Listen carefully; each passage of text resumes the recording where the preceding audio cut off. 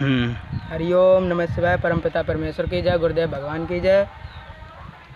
जो आजकल जो लोग ये पंडित जो हैं ये कहते हैं कि पंडितों का मान सम्मान रखना चाहिए, और जो भी ब्राह्मण है क्या, ब्राह्मण और पंडित क्या है, ब्राह्मण का अर्थ क्या है, या ब्राह्मण कौन है, किसे कहते किसे हैं ब्राह्मण।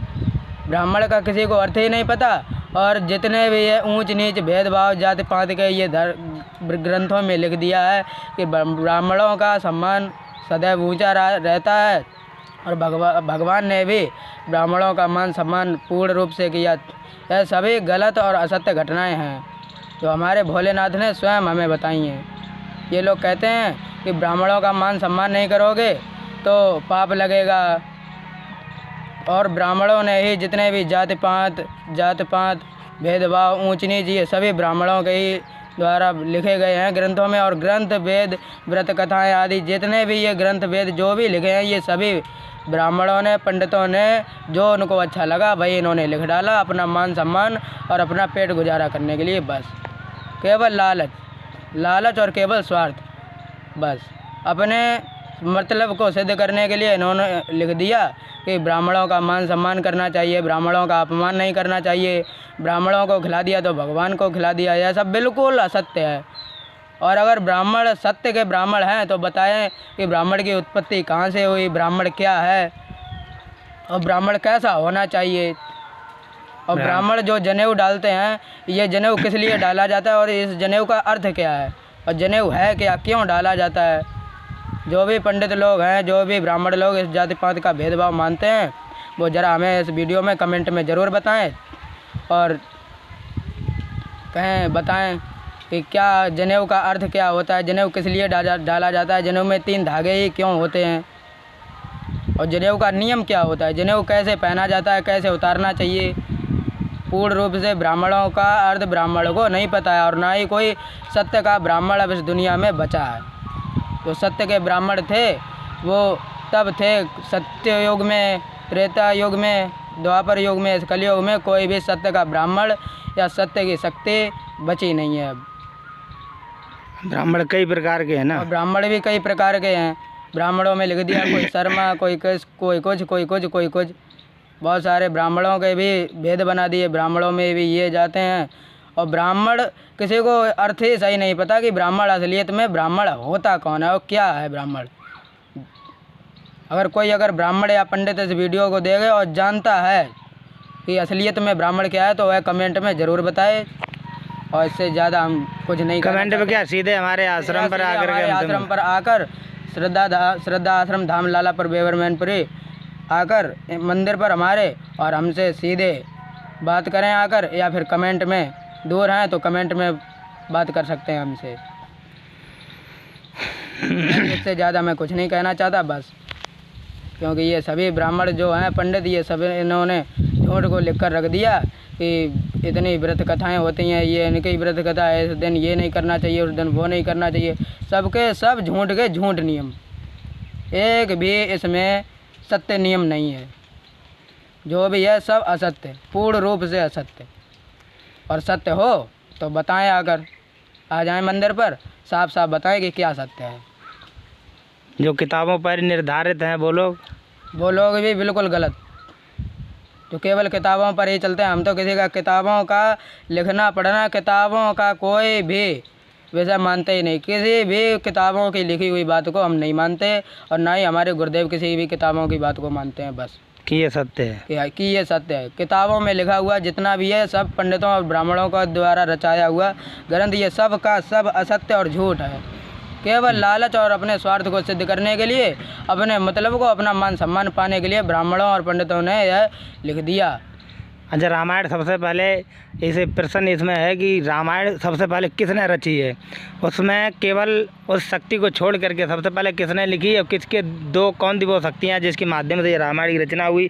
उससे पहले ये लोगों ने जो बोल दिया कि हाँ हमारे वाल्मीकि जी हैं, तुलसीदास हैं, इनने रामायण की रची, सब असत्य। सबसे पहले तो किसने लिखी, पहले जिसने लिखी वो हैं नारद मुनि और हमारे भोलेनाथ, जो हमारे पूजनीय हैं, जिनको हम पूजते हैं। बस इनके अतिरिक्त इससे पहले किसी ने नहीं लिखी? इससे पहले किसी ने भी रामायण की रचना या रामायण ग्रंथ नाम की कोई भी वेद या रचना नहीं की। और ये आज जो चल रहे हैं सब, जो भी आज चल रहे हैं ये सब के सब असत्य।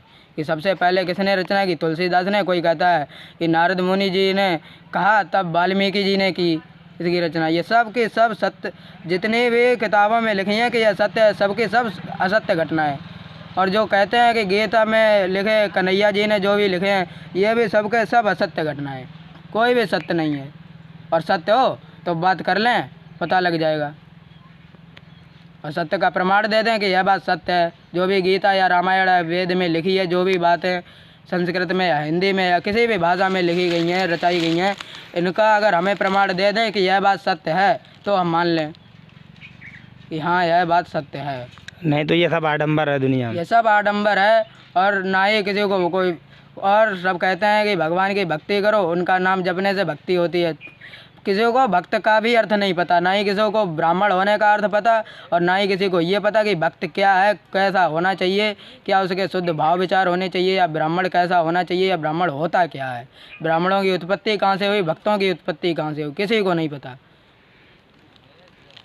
भगवान के नाम पर ठगा ठुगी दुनिया में, भगवान के नाम पर सब ठगा ठुगी, आडंबर, बस अपने पेट भरने के लिए साधन ढूंढ लिए हैं बस पेट भरने का साधन बना लिया है भगवान को बस भगवान की भक्ति कर रहे। बस कपड़े रंग लिए लाल पीले कर लिए, हम साधु हो गए, बाबा हो गए। इससे कोई साधु या बाबा वेशभूषा रखने से कोई भी ब्राह्मण या भक्त नहीं बन जाता। ब्राह्मण और भक्त का किसी को सत्य का अर्थ ही नहीं पता। और जो भी सत्य को जानने के बाद भी उस नियम पर चल ना पाए तो वह भक्त क्या, कुछ भी इंसान भी नहीं है। उससे बड़ा पापी नहीं, उससे बड़ा पापी दुनिया में कोई नहीं, जो सत्य को जानने के बाद भी उस पर चल ना सके। जो केवल किताबों पर ही चलते हैं वो ऐसे ही घूमते रहते हैं पृथ्वी में, बस ब्रह्मांड में, फिर मरते हैं, फिर जन्म लेते हैं, फिर मरते हैं, फिर जन्म लेते रहते हैं, बस। और जो अपने आश्रम पर ब्राह्मण जी आते हैं, वो ब्राह्मण जी सबसे पहले कहते हैं कि मैं इन ऐसे नीच जातों के हाथ का भोजन नहीं पाते। हमारे प्रभु भोलेनाथ हमें सबसे पहले बता देते हैं, और सबसे पहले बता देते हैं। अगर यह बात सत्य है तो वही भोजन जो हम स्वयं लाएं, वही भोजन अगर किसी के हाथों से दिलवाएं, तब इनके भोलेनाथ को ना ही दिखाया जाता है, ना ही दिखाई देता है इनके भोलेनाथ को। और लगता है तब शायद इनके भोलेनाथ वो अंधे भी हो जाते हैं। जो उन्हें दिखाई नहीं देता तो उन्हें लगता है कि जो आया वही लेकर आया। जब अगर किसी ने छू लिया या कोई लेकर आया, हम लोगों में से जिसे किसी ने भी जो कहते हैं वो जाति पात, पहली बात तो जात पात कुछ होती नहीं, जाति भेदभाव ऊंच नीच इस प्रकार की कोई भी क्रिया या नियम नहीं है। बस ये सब केवल इन ब्राह्मणों और पंडितों के द्वारा रचाई गई केवल नियम इन्होंने बना दिए, बस। और सब के सब असत्य। जो ब्राह्मण जी हमारे मंदिर पर जो आते हैं, श्रद्धा आश्रम पर, जो बनकिया के रहने वाले हैं, वो कहते हैं कि हम नीच के लोगों के हाथों का खाना नहीं खाते। अगर नीच के हाथों के लोगों का खाना नहीं खाते, उनके छूने से अगर वह भोजन अपवित्र हो जाता है, और भोजन अगर उसी जाति का हो जाता है जिस जाति का वह व्यक्ति होता है, तो उसके छूने से उस ब्राह्मण के जो पैर छूते हैं तो वह ब्राह्मण भी उसी जाति का हो जाता है।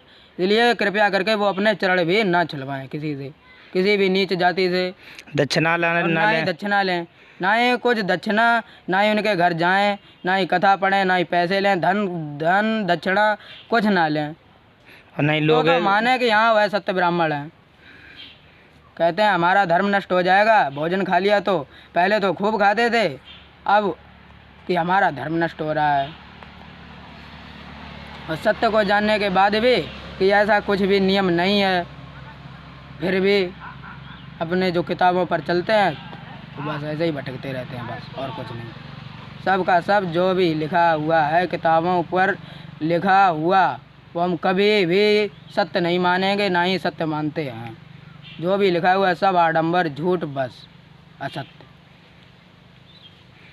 और कुछ कहना चाहते? और कुछ नहीं, बस इतना ही। जी। हरिओम नमः शिवाय।